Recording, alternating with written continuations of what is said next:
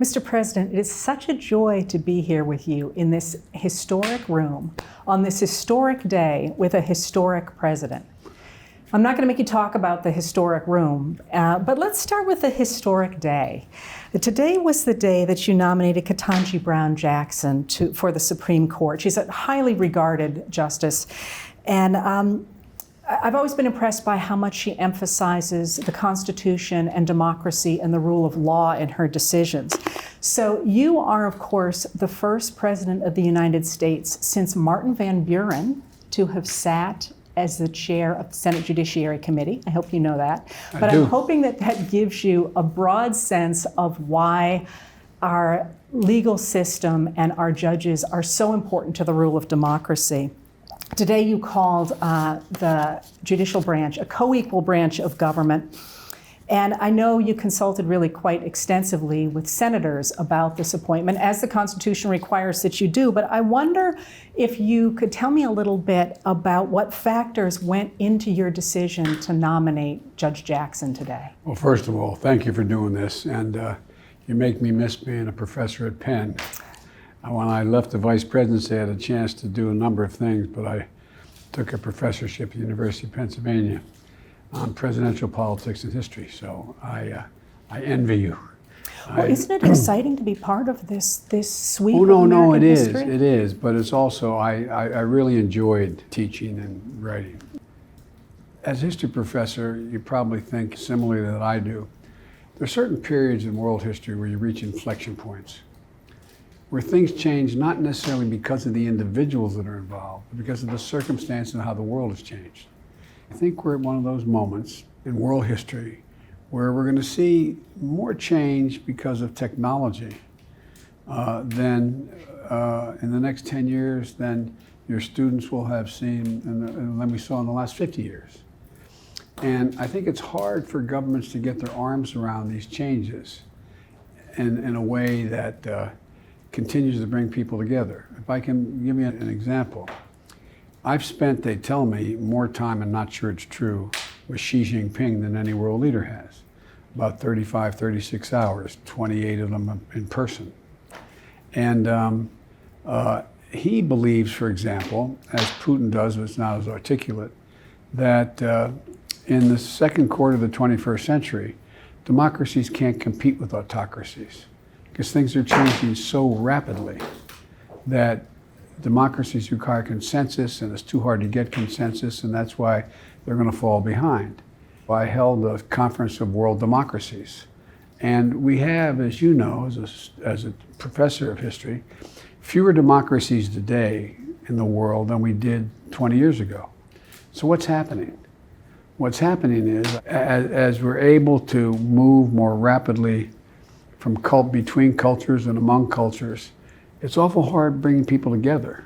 Well, again, I'll go back to Xi. I was with him, I traveled 17,000 miles with him, a lot of it in China. And we'd have these one-on-one meetings, each with an interpreter with us. And we were in, I think it was the Tibetan Plateau at the time. And he asked me, he said, "Can you define America for me?" I said, "Yes, in one word, possibilities." Literally, think about it.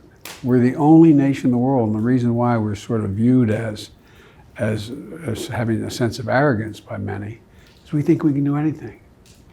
Anything's possible in America. You just bring people together, anything's possible. And we're also the most unique country in the history of the world, because we're uniquely a product of our institutions, and they're been brought about as a consequence of how we were organized. We weren't organized based on religion or race or ethnicity or geography. Think about it. We're the only nation that came about as a consequence of an idea. We hold these truths to be self-evident, that all men and women are created equal, endowed by their Creator with certain inalienable rights, life, liberty. We've never fully lived up to it. We've never walked away from it. We've never abandoned that idea. And it's getting harder and harder as the differences that we have are accentuated rather than what we really are about are brought together. I decided I was never going to run for president again. I'd lost my son, Bo. I didn't want to be engaged any longer. And I wrote a book about Bo. He was the Attorney General. He was a major in the United States Army. He won the Bronze Star. He was a hell of a guy. And he came home from a year in Iraq with a brain tumor called glioblastoma. I remember toward the end, he lived for about 14 months. And he said, we're having dinner at his home, which was not far from mine. And he said, Dad, he said, look at me. Look at me, Dad. That's what and he said, Dad, are you going to be okay? Because we knew it was going to happen. I said, yeah, I'm going to be okay. He said, promise me, Dad. Give me your word you're going to be okay.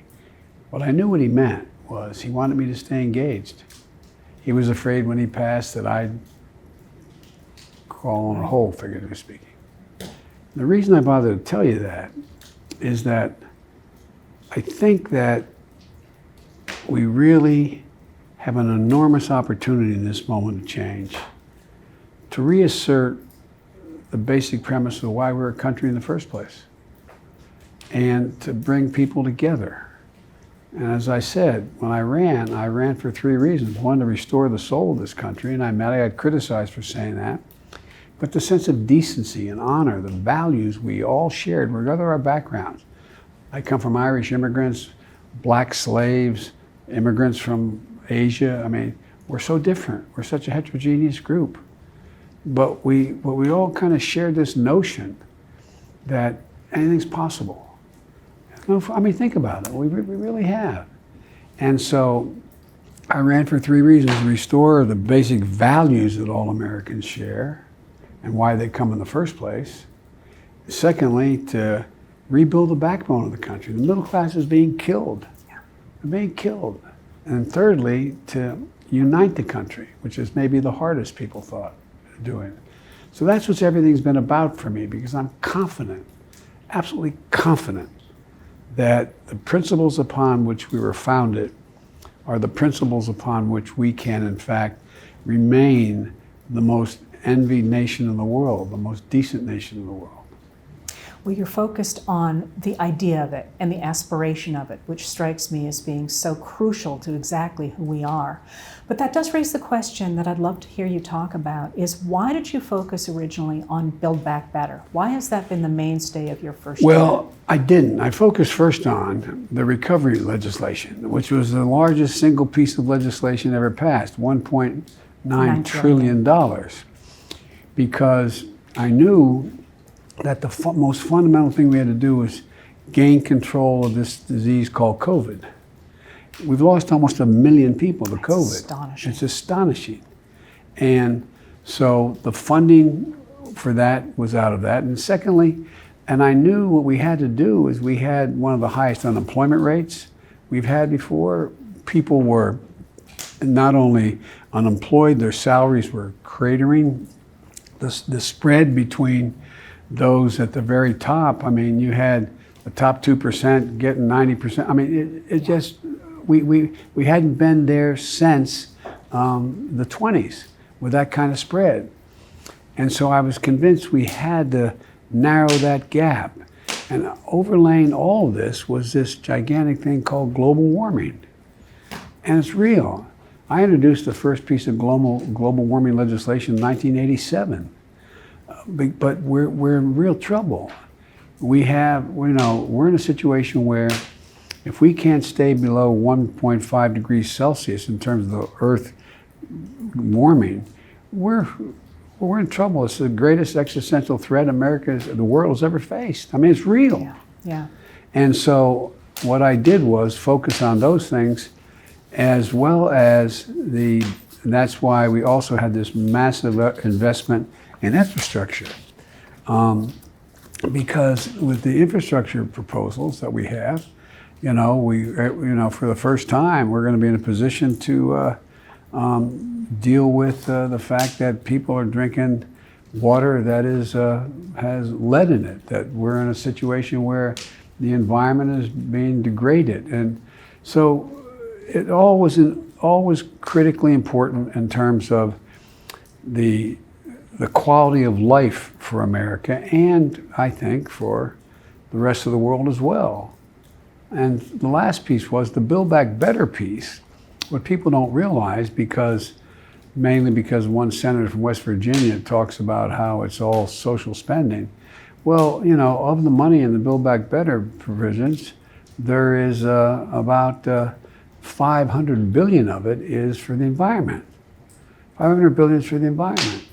But the other parts are for the best way to deal with people who have been getting the short end of the stick, as they say, for a long time. For example, we do have inflation because of supply chain problems, and that's because of COVID in a big way.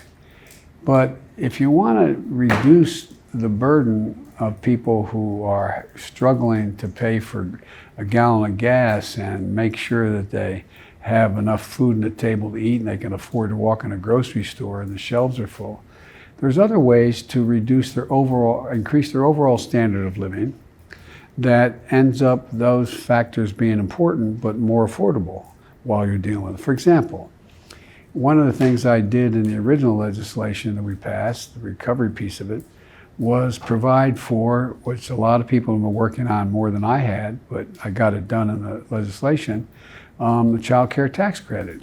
Well, that reduced child poverty by 40%. Right. And it wasn't a welfare program, it was a tax cut. I have to ask you, while you are sitting here, I have described you as a transformational president who is recovering the traditional idea of American democracy that was established by Abraham Lincoln and then Theodore Roosevelt and then FDR.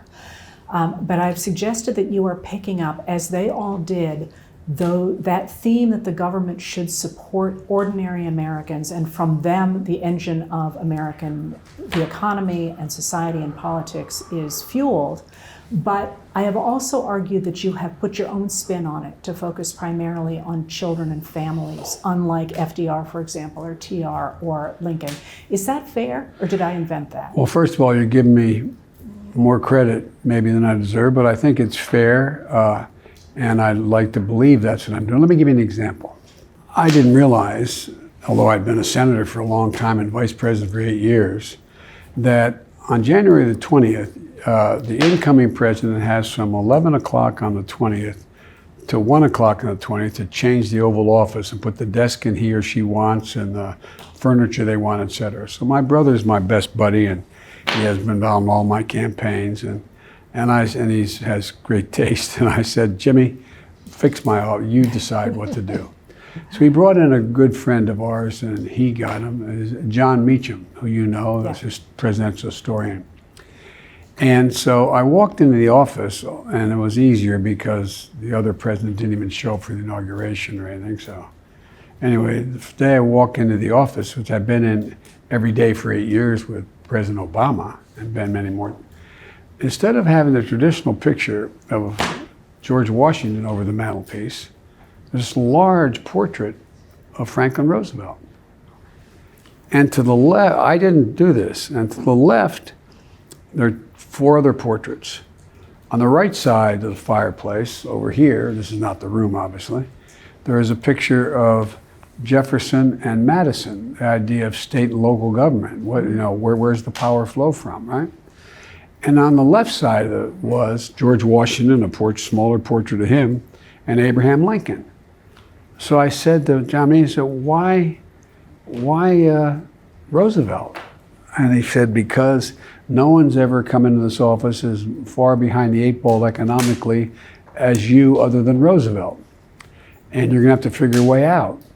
And I said, well, why Lincoln? He said, no one's ever come into office with the nation more divided than you, other than Abraham Lincoln. And by the way, spent a lot of time in the Roosevelt room, which is across from the Oval Office, which is, and we'll show you, walk you upstairs and show you the room if you've not been in it. You probably have. I have not, no. Well, it's Teddy Roosevelt and Franklin Roosevelt. And Teddy Roosevelt understood that we owed so much to posterity. And you think about what he did just with the national parks. He wasn't the first one, Grant was, but think about what he did. And for our progeny, he believed there was an obligation to pass on the treasures, both material and figurative treasures, of the United States. And Roosevelt, he decided that the way to build the country back up was to build it from the bottom and middle out.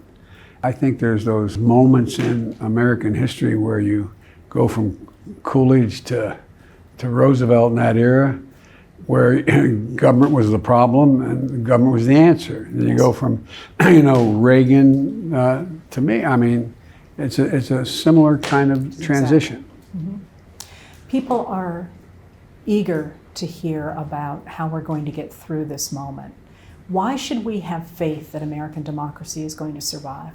Two reasons. Because I still believe that the vast majority of Americans believe that they don't think of the founding principles. They think that the United States is all about, at its root, being decent and honorable. That they think that there isn't anything we can do if we work together. If we're united, we can do anything.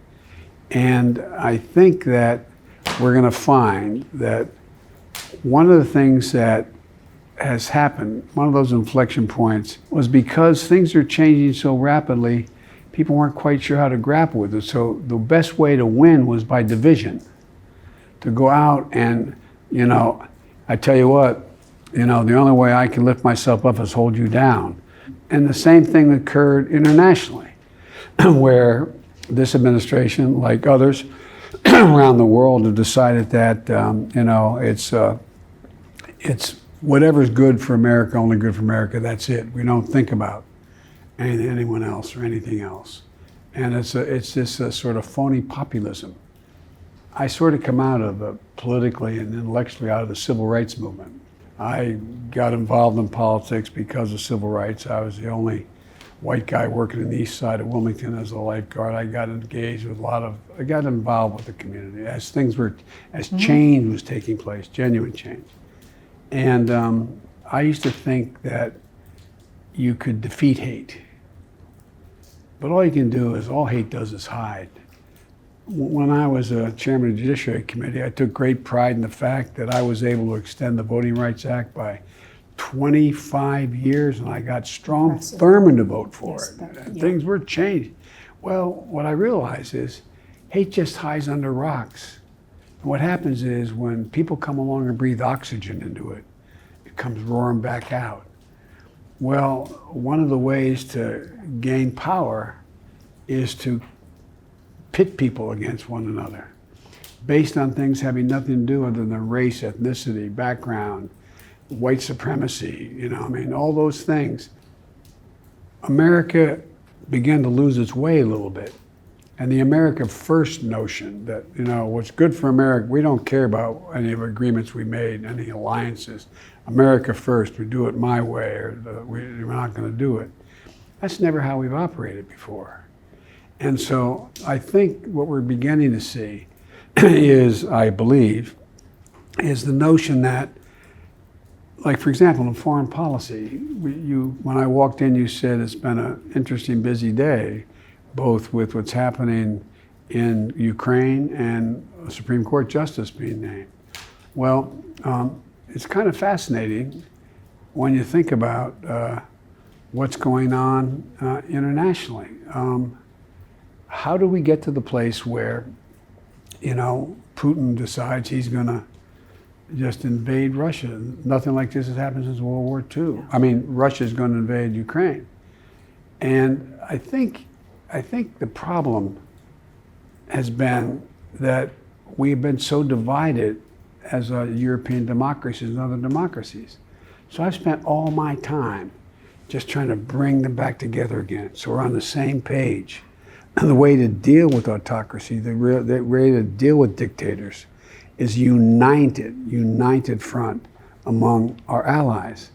And so everything I've done has been designed to bring the G7 back together, bring the EU, and now we're united.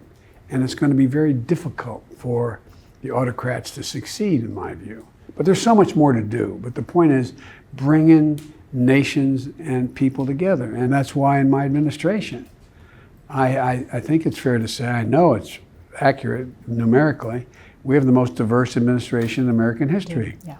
More women than men in our administration, 50-some, 52 or whatever percent. More African American judges been appointed, not just the Supreme Court, but all through the lower courts as well. When you have 24 out of every 100 students in the grade schools in America speaking Spanish speakers, how in God's name is it not in the interest of the United States to reach down and lift those people up, just like Irish immigrants in the 1800s, or just like Italians after World War II? I mean, Yeah. and so I think people are beginning to realize that. I do think that the other thing about your presidency so far that has been so astonishing is the degree to which you have recognized the importance of shaping the way money affects our society. And your use of sanctions and of a minimum global tax and of all the pieces of trying to make sure that democracy remains accessible to ordinary Americans instead of simply to the wealthy is, it seems to me, a very important part of what you're doing. Well, I think it is. I hope I'm doing it well, but I think that it's critically important. There was no time since the late 20s where there's been such an enormous concentration of wealth. Democracies can't be sustained when you've got the top. I mean, for example, we have, during the period of the recession that Trump got us into, we're in a situation where the loss of income to people, middle class and working class Americans, is astonishing. But guess what? In these past 2 years, the 736 billionaires have made over $1 trillion additional dollars. And they're not, It's astonishing. they're not necessarily bad folk, but the way the system is lined up, there's no way for the average person to sort of get back in the game. And so one of the things I think what gives me some hope, if we can not end up just as being a demagogic exercise, is you have liberals, moderates, Republicans who are mildly conservative, all agreeing on one thing. Tax system's not fair, man. It's not fair. You get unity on that. When you start to talk about fairness and just an even shot, the bottom line is people just know it's kind of rigged right now. And a lot of it happened not even intentionally. A lot of it happened because some really smart people were figuring out how to beat the system, and it just got baked into the system. And we kind of looked around like, what the devil's going on? Yeah. And all of a sudden people wake up and say, wait a minute. And my dad used to say that, all everybody deserves is just a shot. Give the average American a shot. They've never let the country down. I mean, they really haven't ever let the country down. And I think it's about getting ordinary people like the family I came from sort of back in the game. Not to become millionaires or billionaires, but just to be able, as my dad would say. I remember we weren't poor. My dad ran an automobile agency. He didn't own it, he ran it. And he probably made about, in those days, $20,000 a year, which was not a bad income. Yeah. And in the early, when we were in high school, making $1,000 a month wasn't a bad income. It was tight. But we lived in a 3-bedroom house with 4 kids. Grandpa lived with us, and Mom and Dad. We lost our health insurance. And it made me realize that things that usually don't register. Here's a guy who's figuring out how in God's name am I going to take care of my family? Or today, one of the reasons I'm pushing, and I'm not unique in this, a lot of people pushing it, that, Medicare can negotiate drug prices for the VA, but not for anyone else. And so, for example, it takes about $10 to produce a vial of medicine that is going to keep someone with type 1 diabetes alive. Mm-hmm. And it costs, on average, about $640 a month to buy that drug. You can easily reduce that price to $15 per vial, and they'll still make a profit of 50%. And my dad would say it's not just about that those 200,000 kids with type 1 diabetes. But how about if you're a mom or dad? Yeah. You don't have insurance, you can't pay for the drug. In addition to your child being in trouble, you're deprived of your dignity. You're deprived of your sense of yourself, of being worthy. How do you look at your child knowing you can't take care of that child? But I really mean it. I just think these are really important notions and concepts that the vast majority of people think, and these are people who are busting their neck to try to get things done. And until Barack passed the Affordable Care Act, an insurance company could say, you've outrun your coverage. Right.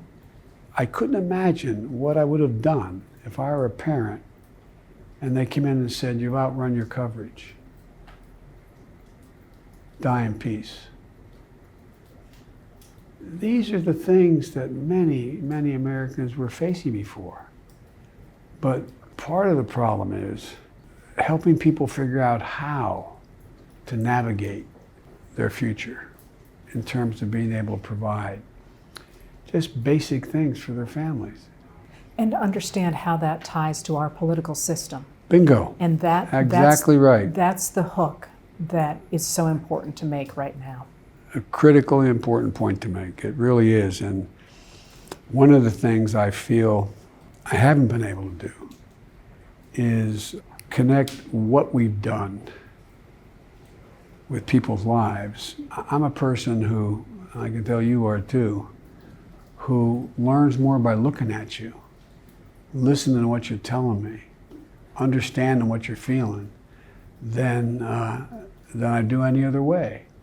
And because of COVID, we've not been out doing what we call rope lines, shaking hands with people, talking to audiences, walking in the middle, listening to their concerns, their fears, their anger, and being able to go out and talk about what has been done. This is what we did, and this is why you're going to be able to do the following. This is why we did, and this is why, this is the place we're going to be able to help you get to school. It's complicated stuff, and most people, I feel guilty that I haven't been able to go out and expose or sell what we've done and let people know what we've done. Barack Obama did a really incredible thing with the Affordable Care Act. Yes. I was there with him, but he did it. But the Republicans running for office at the time, they were all against, they wanted to get rid of the Affordable Care Act. Right. So in the last year, I'm not running again for office, I'm out of office, but I agreed to go into, I think it was 57 Republican districts, incumbents, to support Democrats. Because all of a sudden, people began to realize, I didn't realize because they can't take away my insurance, is because I have Obamacare. And so I can't, I can't be denied the opportunity. If I have a pre-existing condition, they can't eliminate me from getting insurance. And all of a sudden people realized, whoa. So we went out and did all those 50-some districts, and all we did was talk about one thing. The reason why your pre-existing condition is covered is because of Barack Obama's Affordable Care Act. People went, huh? They didn't even know it had anything to do with the Affordable Care. Understandably, not they're stupid or anything. They're trying to put 3 squares on a table. But when they realized that, guess what? We won back the House of Representatives. We won, I forget it was, 30-some seats, or maybe, no, 42 seats I think we won. I can't remember, but a lot. On one thing, that's the only thing we talked about. We went to districts where the Republicans said we want to do away with the Affordable Care Act. And we'd say to people, do you realize that means if you have a pre-existing condition, you can't get insurance now. Even if you have money to pay for it, you can't get it. Because you have a pre-existing condition, they're not going to give it. So a lot of us letting people know what happened. And I'm hoping, that's why I'm so anxious to get on the road and make the case and find out maybe some of the stuff I'm doing people don't like and it's not working like I think it is. I think it is, but be able to get out and make the case. Well, my experience is that people are eager to support American democracy and all it stands for. So best of luck to you, and thank you so much for taking the time to sit down here in, as I say, this historic room. Well, thank you. Thank you.